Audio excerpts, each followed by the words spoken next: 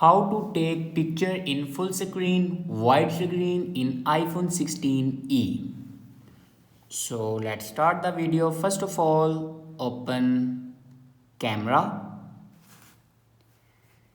and then swipe up and click on ratio. Now here you can select a ratio.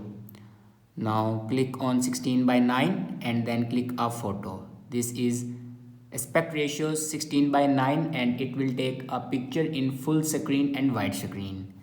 Now here you can see it will click a picture full screen and widescreen.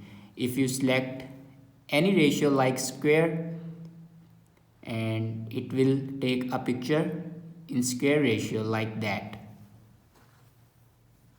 So this is the way to take picture in full screen, widescreen in iPhone 16e. I hope this video is helpful for you. Thanks for watching.